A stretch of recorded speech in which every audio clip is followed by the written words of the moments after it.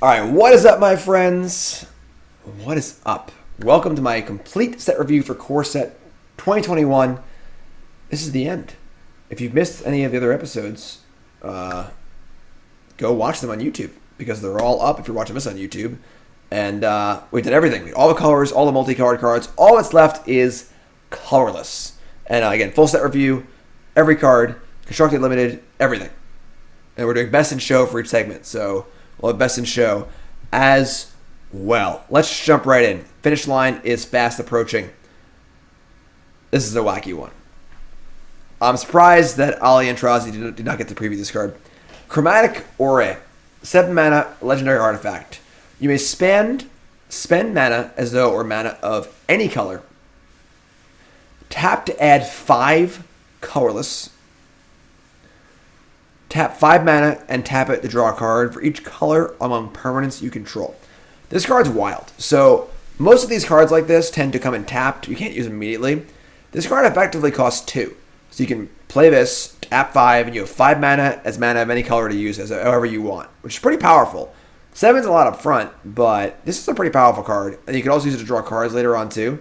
Does feel a little more commandery, a little more like casual. I'm not sure what deck in Constructed would want this, but it's a wild card. I could see this doing something in Constructed for sure, and I'm sure Ali will build a deck because Ali loves decks like this, cards like this. I wouldn't sleep on this one. It's a lot of mana. If you untap with this thing, you have like a bajillion mana. I can't even count that high. So, kind of a cute card.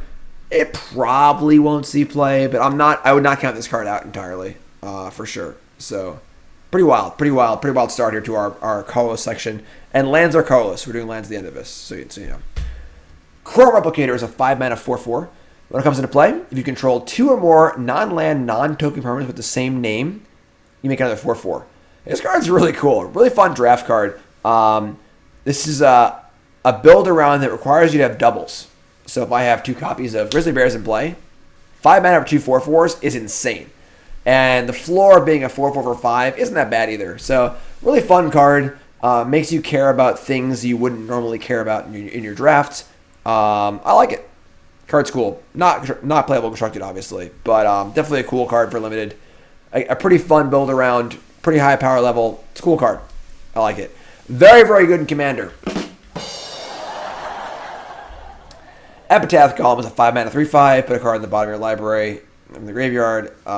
It's only your graveyard too. This card sucks. I mean, like, you can't even hit your opponent's graveyard. Yeah, pretty mopey card here. Not very exciting. Yeah. Forgotten Sentinel. It's the 4/3 for 4. Comes in tapped. Coming in tapped is a huge drawback. Huge drawback. This card goes in your deck if you just need a creature pretty badly for a 4-drop, but not very exciting. There isn't really any artifact synergy in this set either, so. Maze Mind Tome. I actually like this card a lot. This card's cool. 2 mana artifact. You can tap it to put a page counter on it and scry 1. Or you can pay 2 and tap it, put a page counter on it, and draw a card. Then when there's 4 more page counters on it, it goes away, but you gain 4. That's cool. Like, 2 mana for an artifact that pays 2 to draw 2 is pretty good. That's not bad at all for a control deck. And the fact that you can like scry if you need to, and the fact that it gains 4 life is really cool. This does go out with Soul Diviner. That's cute. But yeah, I like this card. This card could see play. You bounce with it's funny is that they bounce with the fairy. It's actually a good thing as it resets it. So kind of a cool, cute little card draw engine. Is it powerful enough? Maybe. It's a lot closer on rate than you would think. Again, 2 mana for a 2 mana artifact that draws 2 is pretty sweet. Like, imagine a control mirror. You should play this on turn 2 and say go. Untap, say go, end step, draw a card. Untap, say go, end step, draw a card. Pretty awesome, you know? Pretty awesome card. Comparable to Treasure Map? Yeah. I'd say it's a fair comparison. It's a little different. A little more upfront. Map is more like you got rewarded later for a little bit now. This is more upfront card advantage. But, and the life gain is not bad either, you know, because the control deck's kind of like wasting time drawing cards. Gain 4, get back in it, use your cards. I like this card. I like this card a lot. Not sure what deck wants it, but I like this card a lot. I like it. Meteorite. Fun top-down design. Fun limited card. Comes into play. Shocks something. Adds mana. It's not great. If this card bolted things, it'd be a really solid limited card. At Shock, it's kind of like but it's cute. It's funny. Palladium Mirror returns. The Soul Ring on a creature. Grizzly Bear and Soul Ring had a baby, and it's Palladium Mirror. Good limited card. Probably not playable constructed, but it's kind of a cool card. I like this card. It's fun. Prismite, 2-drop. Fixes mana. Another pretty mopey limited card. Does have the relevance of this is a colorless way to filter mana into other colors if you're able to make infinite mana of a colorless or one color, but that's like a commander kind of thing. Short Sword. Without any artifact synergies, this card's not great in limited, but you could do worse. You could do worse.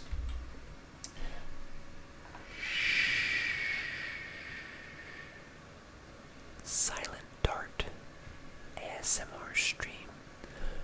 This is just a worse Springjaw trap. Doesn't have flash.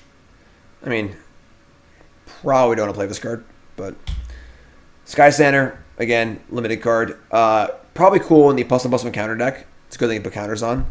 So look for it there. It's kind of cute. Also not bad in like the sacrificey decks too, honestly. Just like a fodder card, sacrifice. It's cute. It's cute. Solemn Simulacrum returns. The sad robot. And has a lot of reason to be sad. Because Magic has passed Solemn Simulacrum on. I love this card. I played this card in Standard. This card was a huge player in Standard the first time around, back in the original Mirrodin. It's been printed again a few times since. It's just not. It's power creep. It's the power creep, like, it's okay. It may see play if a deck wants it, but we're no longer there on rate, Back then, decks played Solemn because Solemn was so good on rate. Now, Solemn looks like a joke compared to other cards because of all the power creep. So, definitely a cool card. Get your original copies with the Jens Thorian invitational card. But yeah, unfortunately, probably a pretty sad robot here. Spark-Runner Masticore. 3 mana for a 3/4 Masticore. Additional cost, discard a card. Pro Planeswalkers, Pokes Planeswalkers can also gain Indestructible. This is kind of like a ham-fisted approach to making Planeswalkers worse. The problem is if your opponent's not playing Planeswalkers, this card just kind of sucks.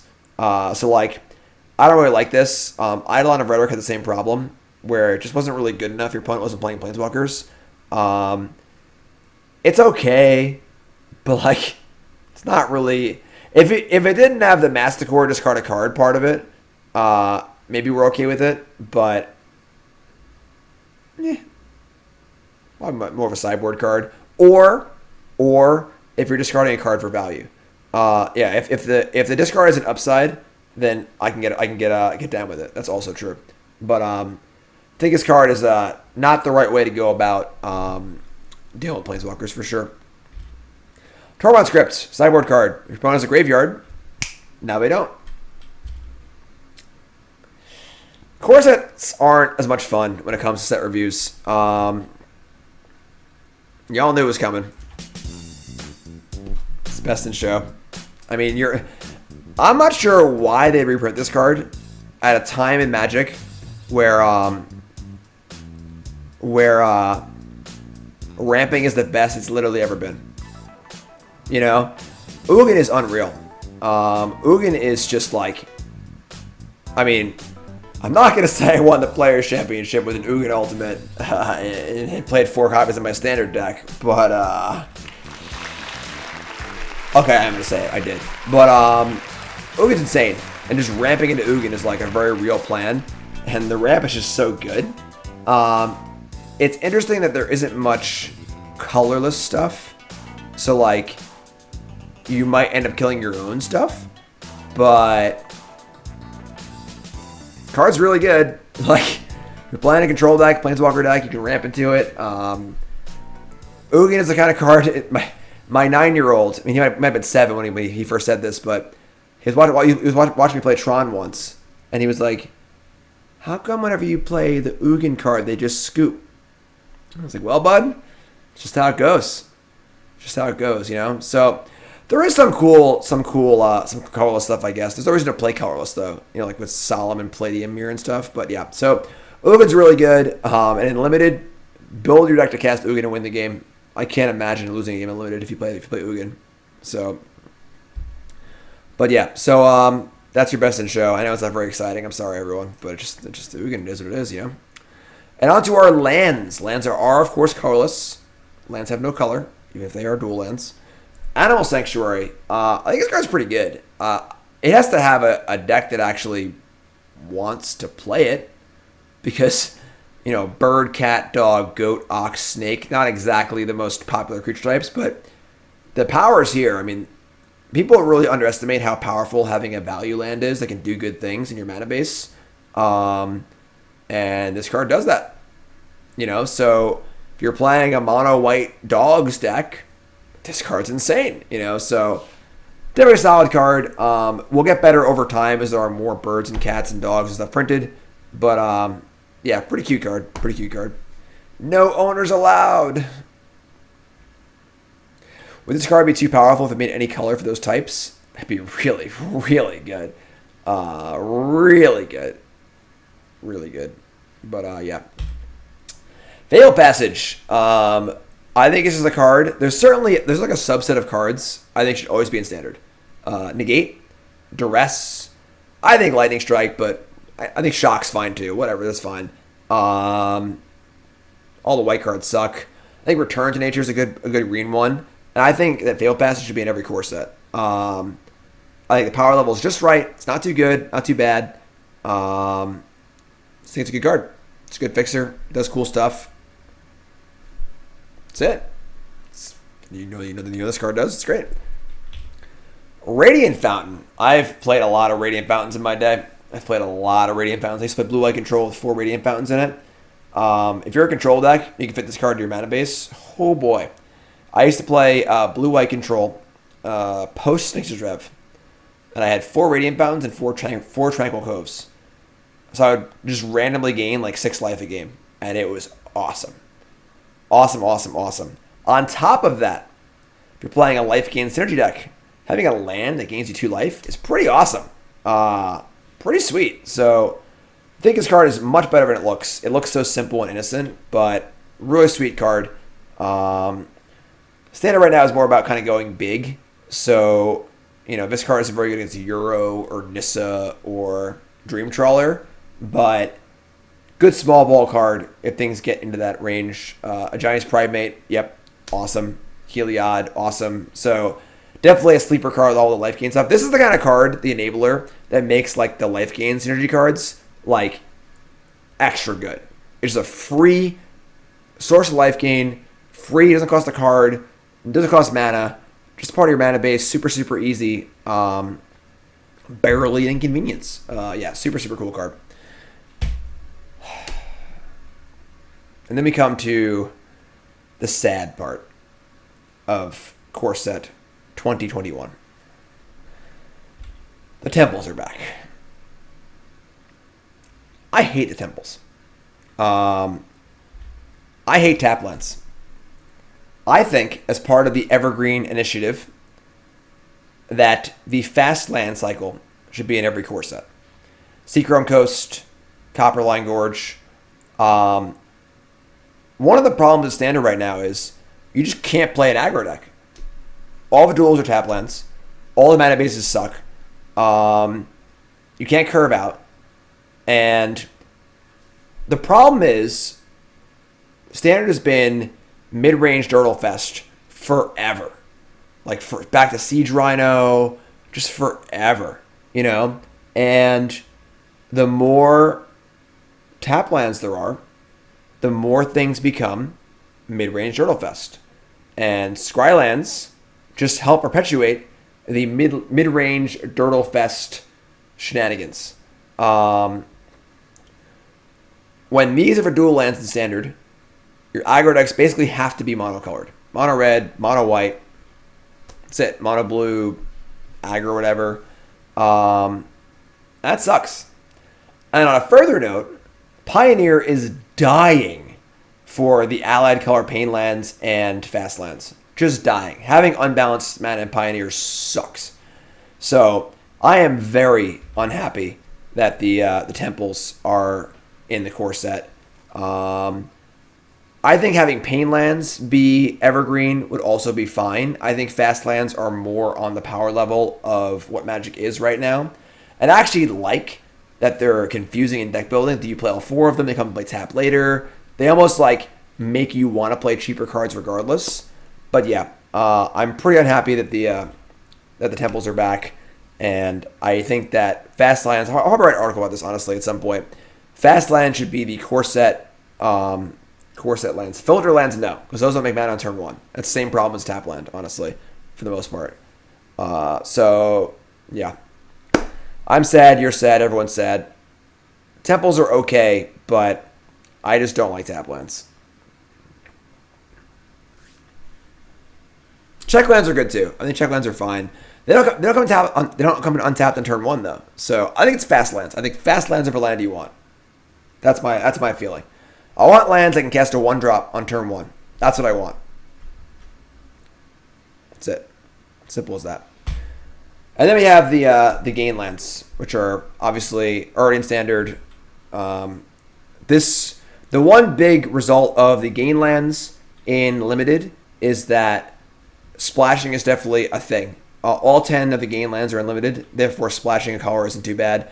They were in Ikoria, obviously, and one important thing to note also is they will trigger life gain effects. So the black, white, and the white gain lands are going to be really important for life gain stuff. But yeah, I'm totally cool with having these in the common slot. They're mildly playable in constructed as well. So that's it. Honestly, kind of an underwhelming set. I'm not gonna lie. Nothing really jumps out at me as super exciting. I actually like that Planeswalkers are toned down a bit. I appreciate that. There are some cool reprints, but nothing really super exciting. Power level wise, set seems kind of tame. I don't know if we'll have much effect on the Teferi Reclamation format. With how Wizards handles bans lately, they might just ban Teferi or ban Reclamation tomorrow for all I know. Tone down Planeswalkers and Dugan. Yeah, but yeah, so I think powering down is definitely a thing. The problem is that like Euro and friends ain't going anywhere. So when you power down a set, we're just gonna play more Euros for the next few weeks, So it's fine though. It's fine. I just don't know what the theme of this set is realistically. Like I don't know. I guess it is a core set, so like the themes aren't as necessarily fleshed, aren't as strong. But I just feel like the set just kind of it's just cards, I mean, Dominaria wasn't really a core set, but it kind of felt like a core set. Had really strong themes like Legends and Historic and stuff like that. But I don't know. So let's call us. That's the set. Again, I'll be playing this set on the 24th. For the early access streamer event. I'll be building my 10 new brews, which should be a lot of fun. And they'll all be on YouTube as well as my article that Friday will be all about all 10 decks, my thoughts and everything. A whole week of content for new decks and stuff. Looking for new decks in the new format. I got you. I build almost all new decks. And yeah. Look for that on the 24th. And yeah, that's basically it. Check out my sponsors, coolstuffinc.com. Promo code Jim5, 5% off your order. Free content, no paywall. I do a video every Monday, article every Friday. Colorless Apparel. Colorless Apparel is the bomb. Tons of awesome Magic shirts, super comfortable. Promo code Jim10, 10% off your order. They have Black Lives Matter shirts. They're going to a good charity cause. They have my shirts, awesome. Cardboard Live, phenomenal. If you're a streamer, you must use Cardboard Live. Awesome overlay while you're playing. Super cool stuff. Check them out, Cardboard Live. Email James to get into the beta. And bcwsupplies.com. BCW Supplies, best game supplies in the market, best sleeves, the Elite 2s, best deck boxes, binders, boxes, card sorting trays, you name it. BCWSupplies.com has it. YouTube folks, like, comment, subscribe, and let me know what your favorite card in Core Set 2021 is. Is the set underpowered? Are there sleepers I'm missing? You tell me in the comments, all right, folks? Like the video, sub the channel, like every video, helps me out a ton, all right? YouTube folks, I love you. If you missed any of the other colors that are in other videos too. All right, I love you, YouTube. Thank you.